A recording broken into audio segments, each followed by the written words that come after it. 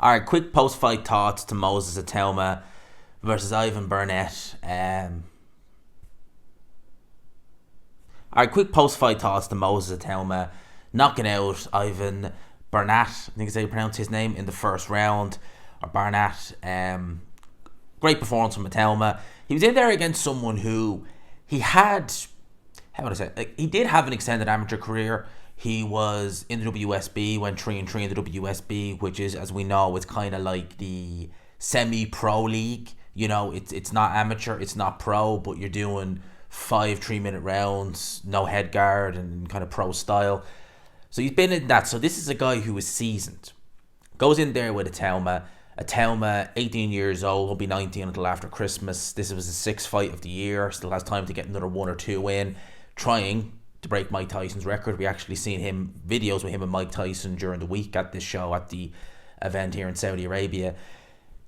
In this fight, right, it only lasted about 2 minutes, but again, you see there's a lot about Ituma, from the punching power to the hand speed to how he was in there with a guy tonight who was given the high guard. Now we know with the high guard, a lot of the times, look at, what was the guy's name? Something Dylan, the guy who fought Logan Paul. His name, it was so forgettable, it's already escaped my head, the name. But he basically had a high guard for the 6 rounds, couldn't really do anything. And if you're in there with someone who's looking to survive and they have the high guard, it can't be difficult to break it.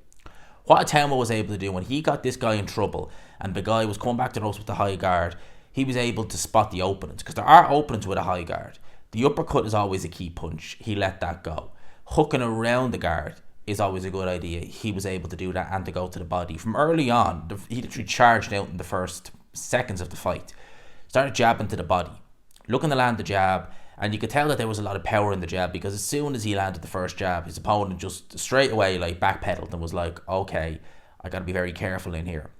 He had been stopped in the past against Terrell Jamel Wood, who was not a particularly good heavyweight. You shouldn't really be getting stopped by someone like him. He is an American journeyman who has taken loads of L's over the years. I think he's got over 50 losses. So Moses Ituma was expected to win, but he went in, looked sharp early on, was able to land the jab. So he landed a jab while his opponent was throwing his own shot, which did increase the impact of the shot, but nevertheless, it's very seldom you see fighters with the power in that jab, but it was a big, hard, stiff jab he landed. You could see his face as soon as he hit him, it was like bang. Went down, took the count, that was fine, got back up, and Ituma has already shown himself to be a very good finisher, as we saw in his last fight. He doesn't just tend to, kind of say, okay, let's play safe. He goes for it, lets his hands go. He's got very good foot speed, was able to spot the openings in his opponent's defense, was able to land shots through the guard, and ultimately the referee ended up stopping the fight. He was going to go down anyway, I suspect, if the onslaught had continued, and it was just a formality. I mean, this fight was never going any longer than a round, even if the referee hadn't stopped it. So it was just inevitable. So a good performance by Ituma. They were teasing in the post-fights if they're back in Saudi Arabia in December, i.e. Fury Usyk, which we will know by the end of the night what the situation is there. We're looking forward to that. But he said, look, anytime, as long as he's not injured, because I believe he had a hand injury earlier on in the year, as long as he's not injured, get him out. And they're gradually going to progress the competition, which is a good thing, because you do want to be careful with him, though, because he is only 18. He's not even 19 yet.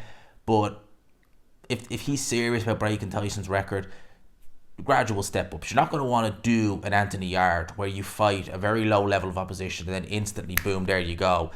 They're not going to do that, I think, with this kid. They're going to take their time in a way, but they're going to just, every fight, it's going to be someone better, more durable, more, more. Less is more. It's going to be more. And you already look at what Ituma's done so far and the opponents he's fought, and you compare him to his contemporaries. Matty Harris fought that Dobashenko guy.